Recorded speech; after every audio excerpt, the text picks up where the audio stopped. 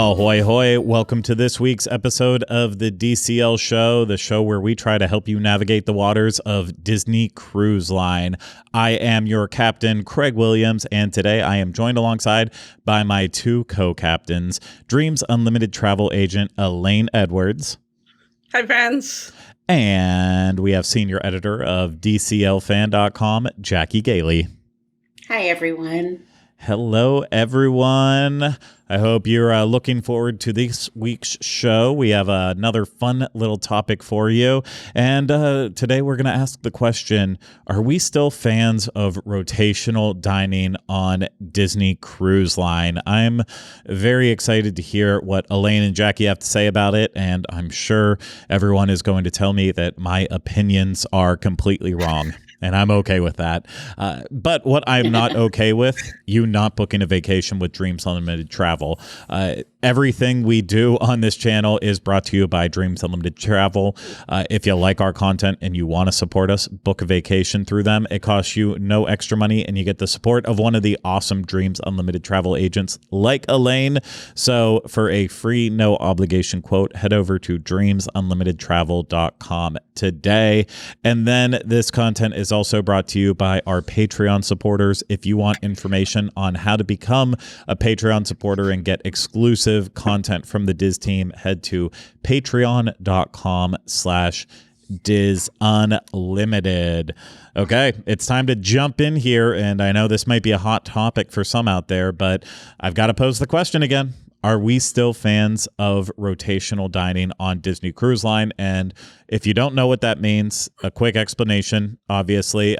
Disney Cruise Line has rotational dining, and that is where your restaurant is pre-selected for you. You know, you choose if you want the early or late seating, but then which restaurants you eat at each night are already pre-selected. Your serving team follows you around to each one of the restaurants, so you have a chance to keep that bond, build a bond, see your servers from the past, and just keep that relationship going, and they will stick with you the entire cruise.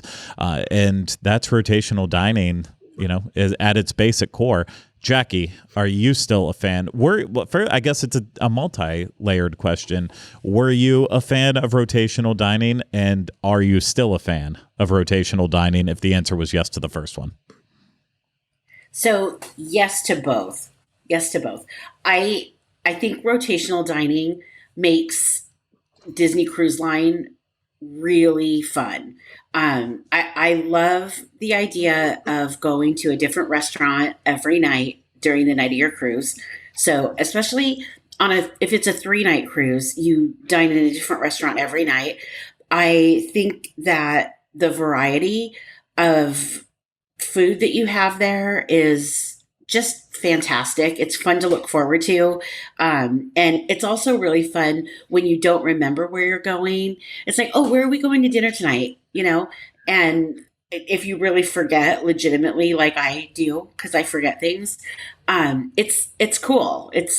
I think it's, each of the restaurants on the ships are themed. And so it just is a completely different experience each night. And I'm a big fan of it because of that. I loved it from my very first cruise, and I still love it. I think it's really great. Okay. Elaine, same questions. So, yes, I was previously a fan, and I'm still a fan. And it's a lot of what Jackie said, that I like a theme. I don't want to just be eating in a restaurant. I want to be eating in a restaurant on a Disney ship, and I want them to feel like that. I want them to be themed. I want, the different menu to reflect the theme. I want the servers to be dressed to match. I want everything around you. I want to dress to match the theme. I always will, when I'm picking my outfits, because I am one that I do like to change right before dinner on the cruise. So I will pick an outfit that will match the restaurants on the ship when I'm packing. And so I will always dress to match the theme of the restaurant. And so I love that. Craig's dressed for Animator's palette right now, by the way. Yeah, technically I could be. At least the first half of the meal, first little bit of the meal. So yeah, no, I love it. And I like that if you're on a longer cruise where you're repeating, they change the menus. So you're not eating the same thing 2 nights while you're visiting both the restaurants. And I do like that if you're Innovator's Palette is one of them that it's a show both of the nights, but it's a different show each night. So you're not getting the same thing in both of them. So we do like that, that they try to make things different on the different ones. I have some things I don't like about it, but we can maybe come back to that after we get Craig's answer. Oh, we absolutely can. And Elaine, I feel like you brought up one point in terms of my answer. I used to be a huge fan of rotational dining, and I enjoyed it for the first couple Disney cruises that I would take. And, I never connect with the servers, even now to this day after 11, 12 cruises. It's just not for me, it's a thing like I'm so happy that the same serving team takes care of me those nights, but I'm not one of the people that I'm sending them postcards and, waiting to get back and see them on the next cruise. I don't form bonds with people in that way. So as soon as that cruise is done, that relationship is now over and done with. So like, I don't get that aspect of it, but I like that, I always enjoyed the fact that like, okay, it is getting me to see everything that the ship has to offer, because that's an important part of, Disney Cruise Line. The fact that you have these different themed restaurants, you should be seeing as much of them if possible, especially when you're still getting used to cruising. It's a little boring on other cruise lines when you have just that one dining room, the one main dining room, and then like upcharge restaurants, because yeah, you can pay the money to go to the other ones, but if they just have one main dining room, you're just doing that the entire time, or the buffet or small quick service. And it's just, I don't know. It's nice having that different view for dinner. And so I used to love it, but I have definitely fallen out of love with it. And I think that's just because of how much I do cruise now. Like I have said it before on these shows, I think, if I could pay money, and I can pay money and go to Apollo, I will do anything to avoid Animator's Palette. And I am so over that restaurant now. I don't like the menu of it. I don't even really enjoy the show. I know I will have to suffer through it with my son, because he's going to get a kick out of any version of Animator's Palette, but it's not for me in terms of my taste anymore. I'm like, I'll sit through the meal and then go to the buffet after, but I don't even like going to the buffets that much. I never find myself being satisfied when I'm leaving them. So I have started to fall out of love with rotational dining, because there's a lot of menus I don't like anymore with them. And then the other part too, if you get a service team that isn't really matching well with you, you're just kind of stuck for the rest of the cruise. I mean, you can talk to the head servers, see if you can make improvements, and sometimes you can, but I've also been on the opposite side of it where we've expressed ourselves, what we would like, what we hope for, and it's just that message is not received at all. So that can make for a 7-night cruise that's just agonizing, because you're dealing with what you have to deal with, and that's it. But I will say I still enjoy rotational dining more on a 7-night cruise because of the differences in the menus once it circles back around. Yeah, if there's one night that you have to deal with a menu that you don't like as much from the main menus, that's fine, because then the next time around you're going to have something different. And I don't get to do 7-night cruises enough, so usually the B menus are usually are kind of fresh for me, so I do tend to like it more on those longer cruises than I do shorter ones. But on shorter ones, I'm like, specifically, like if I'm on the Wish, I would rather just go eat at 1923 every single night and just be happy there. Or I'd throw in Arendelle maybe a night, but I would never go to World of Marvel if I didn't have to in that way. Wow. But so I am what? Ooh. Yeah, listen, I think every ship has one particular weak restaurant. Some of them have multiple, but like, yeah, with the Wish, I don't like Worlds of Marvel, and I've already expressed my hatred enough for Animator's Palette. I'll be kind to that now. But Elaine, you said you do have some issues with rotational dining. What are they?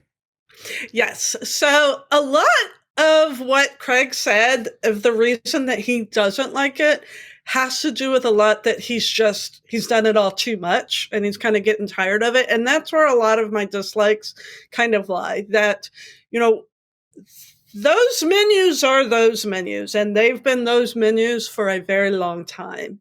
And I do think that it would not hurt them to change the menus at some point. It's kind of like how we talk about that the fireworks show at Disney World is the fireworks show at Disney World for 10 years. This is like the menus on the Disney Cruise Line ships. They just don't change. And every once in a while, somebody will come back and they'll be like, oh yeah, they were testing a new menu at this whatever restaurant. But then you never hear about it actually happening. So, sometimes there are dishes that people like that fall off the menus and don't come back, but I never feel like we really get that true like overhaul of the menu. And I think that would be a positive thing, especially when you get more and more people that are moving up, that they've been on 4, 5, 6, 20, 21, 22 cruises, that they just want something different to eat. So I do think that is a big thing. I do think that they need to change it up.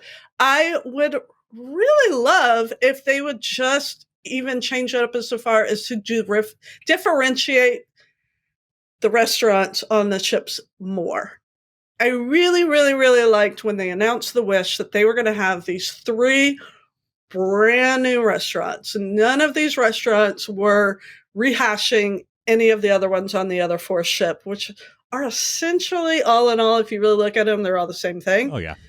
So I'm kind of tired of those. I would really just like it if they really started making each ship have its own unique 3 restaurants that are unique only to that ship.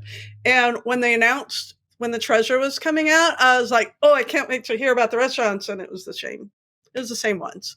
So as the Wish. So I was kind of disappointed in that. I was not hoping completely. They got Coco for. Oh yeah. So you have Coco. You have 1923, and then it's Coco instead of Frozen, right?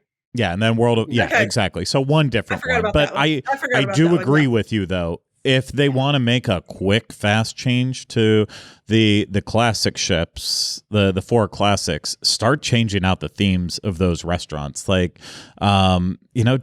just make it different.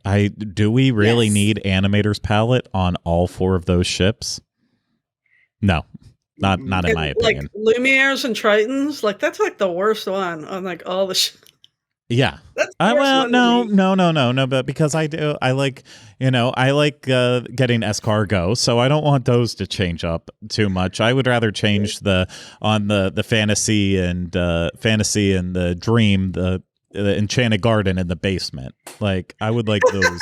You can leave one basement garden, but then make the other one like the cellar. Make it like the Le Cellier of a Disney Cruise Line ship, and because that's what you're basically doing. Make it a Titanic experience. They own Fox now. It can be a bunch of Irish people dancing around, drinking too much, and then you have a dinner show out of it too. So yeah. Possibilities are endless there.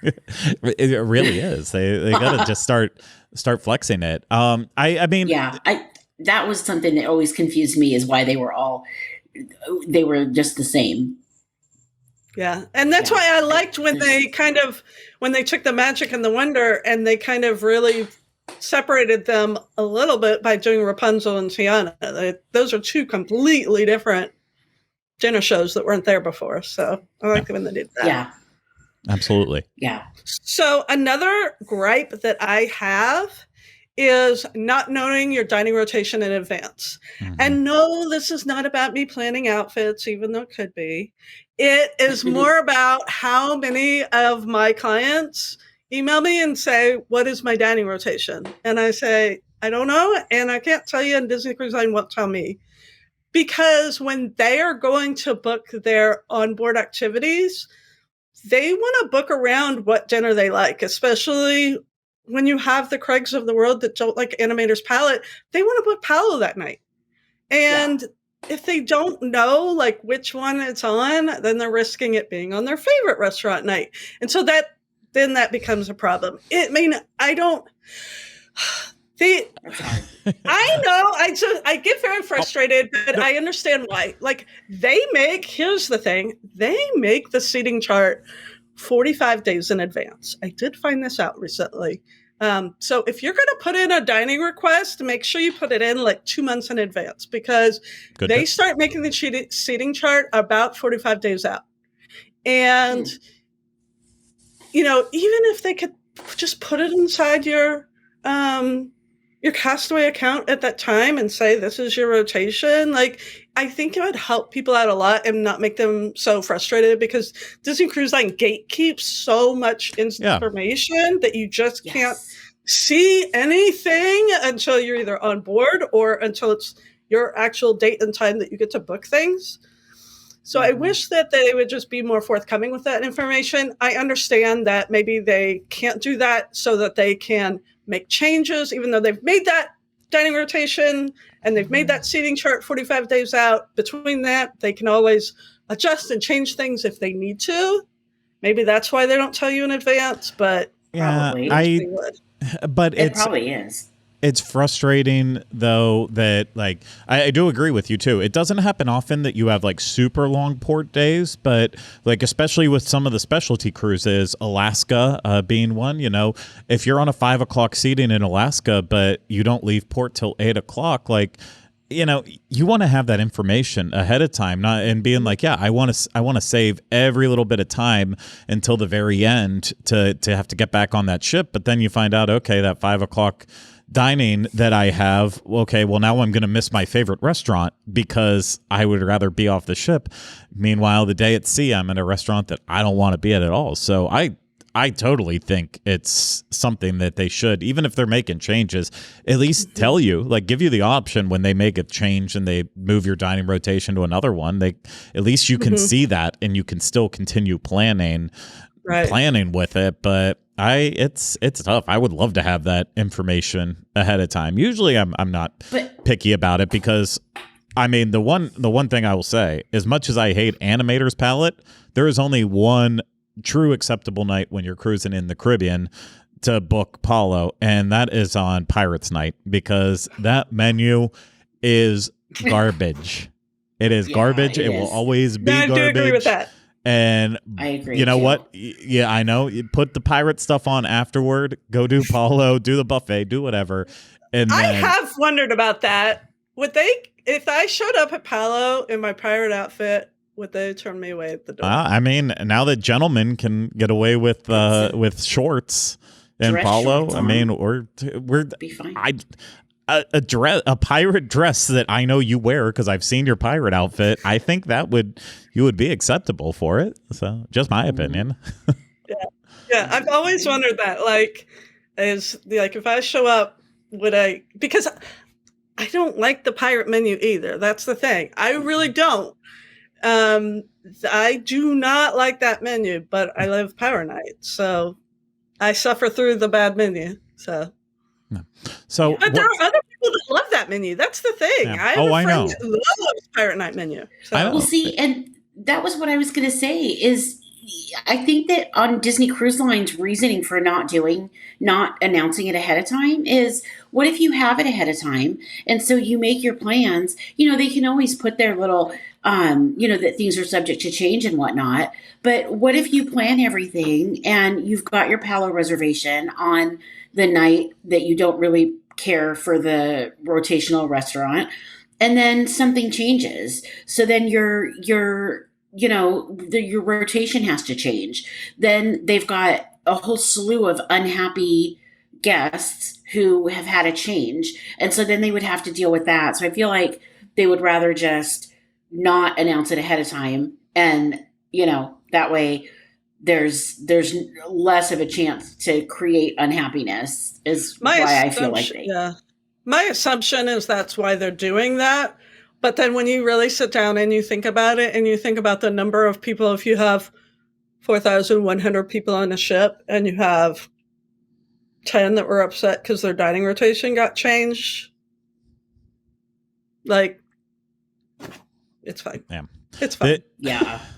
The only other thing I'll say about rotational dining, I guess for me, I still struggle with rotational dining. The fact that because of it, that's why Disney Cruise Line is still stuck on the 2 seatings.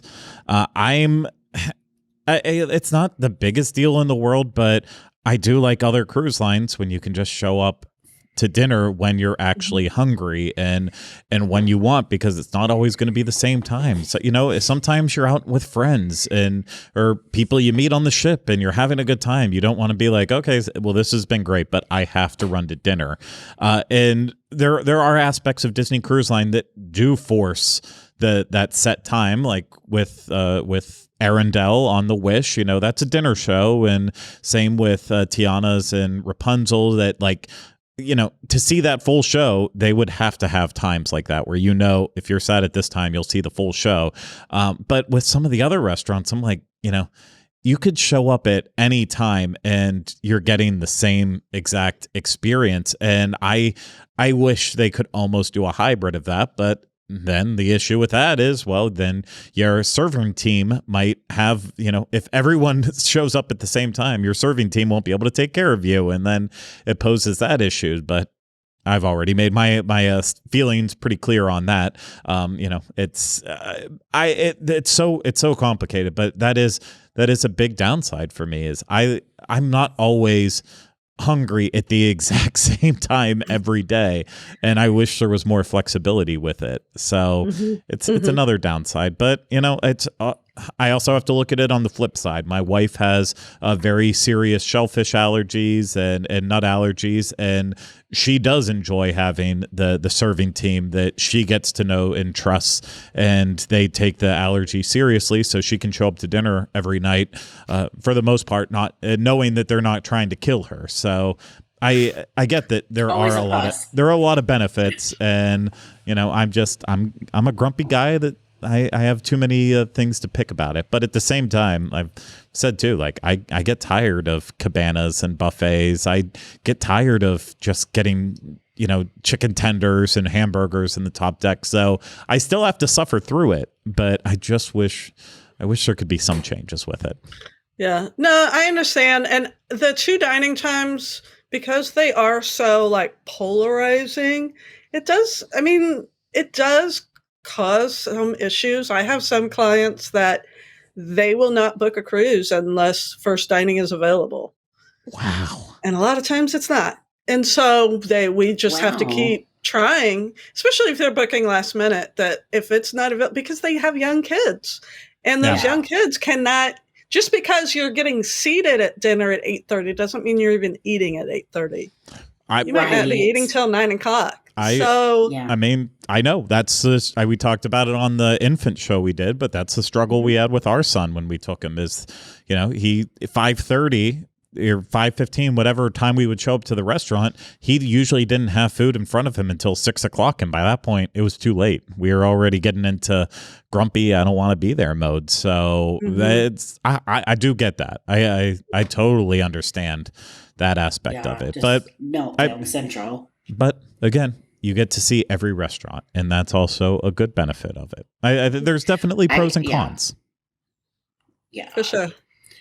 My only downside is that I just wish that they would have 2 choices of certain things. I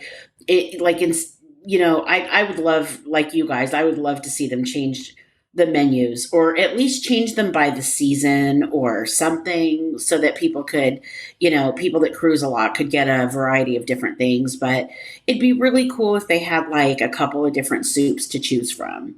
if you didn't have to get the same, one or things like that. Like it'd be nice if they just had a couple of different options because, No, I get it. Like have your classic menu. These menu items will never change and the rest is rotational. But like Elaine said, it's even, I think that's there's two problems to it. One, you're talking about making a lot of food and batching it, being completely different after years and years of doing the same thing.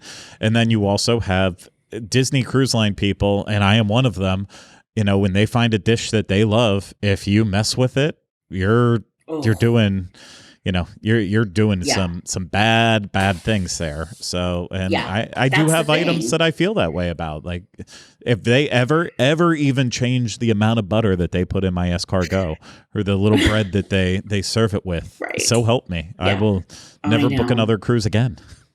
I'm with you. Okay. So because we know Disney Cruise Line watches all of our shows and takes notes and makes changes when we suggest things, if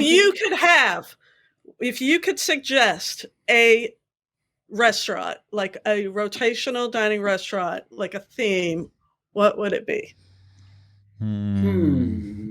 So, I mean, the hard part is I can say what I've liked in the past. I was a fan on the Magic. They turned it into Rapunzel's, but I liked when the restaurant where Rapunzel's is now, I liked when it had, it's like, it was themed to like Mexico, the Caribbean, and kind of had like a Three Caballeros theme to it. Like I'd like that. I'm a huge fan of Tex-Mex Mexican food, so I would love to see more restaurants dedicated to that. I'm hoping that Coco is good on the Treasure, so that way maybe that kind of food will make it to the other ships. But that's kind of what's missing for me on the classic ships right now. I wish there was a little bit more like a Mexican Tex-Mex. Heck, even I don't know why I'm saying this, because you have Palo where you can get decent Italian food, but I would love like a Lady and the Tramp style restaurant that gives some Italian flair, not just like one or two pasta dishes on the menu. Italian food's so easy to make. Get a restaurant dedicated fully to that. And so many people love it. Yeah, you really can't go wrong, unless they use the same sauce for everything and it's a terrible sauce. You can't go wrong. See, and I could go for some type of an Asian flair restaurant. Yeah. I really craved Asian food. I could eat Asian food every single day of my life and be as happy as a clam. So I wish there was something like that. Yes. I feel like that would really float my boat and my hubby too. We'd be happy campers. Yeah, I'll even take that with the Italian one, mix it and be like, I'm sure it's a nationwide chain, but like Noodles and Company or World Noodle Kitchen, whatever they're called now, where it's like you can get Italian food, you can get Asian food. It's all based around noodles. Go for that. Give me a restaurant on the ship called Noodles, and then you just decide if you want Asian style or if you want Italian style, anything noodle based. So yes. Definitely. What about you, Elaine? Well, I asked this question, but I didn't have an answer to it. Fantastic.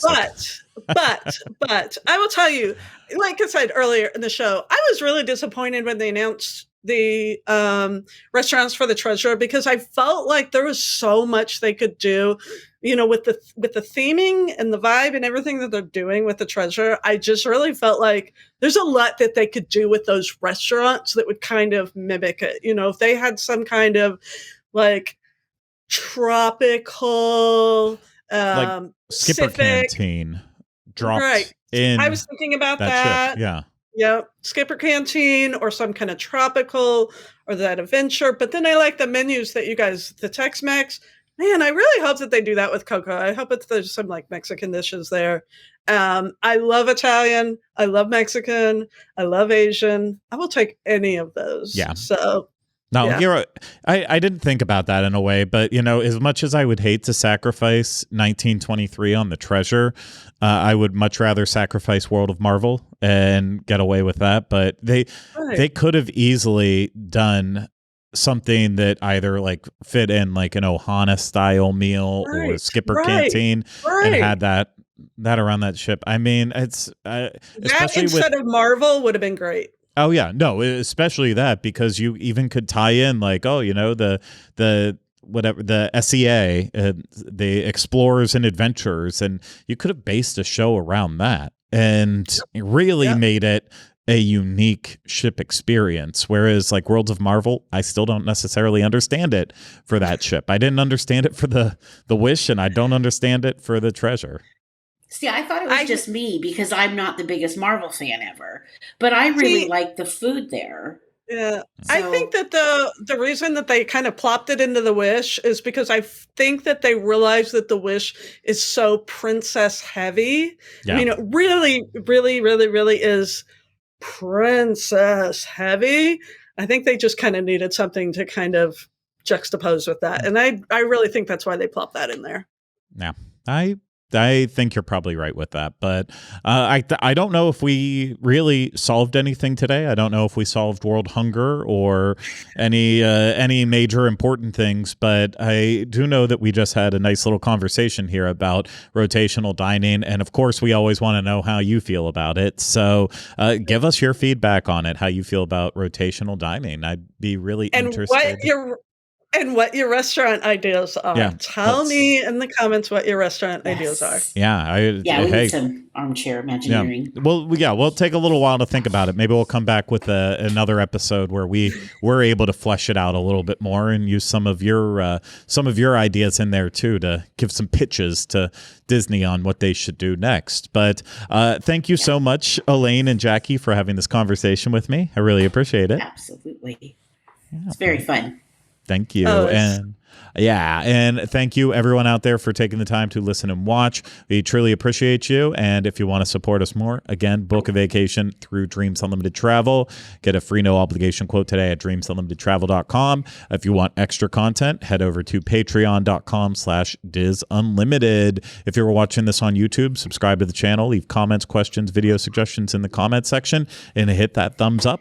And if you're listening to this, subscribe wherever you listen to podcasts and leave us ratings and reviews when possible. That's going to do it for this week's episode of the DCL Show. I hope we will see you again next time we set sail on another episode of the DCL Show. But until then, remember, you can only get to Castaway Cay on Disney Cruise Line.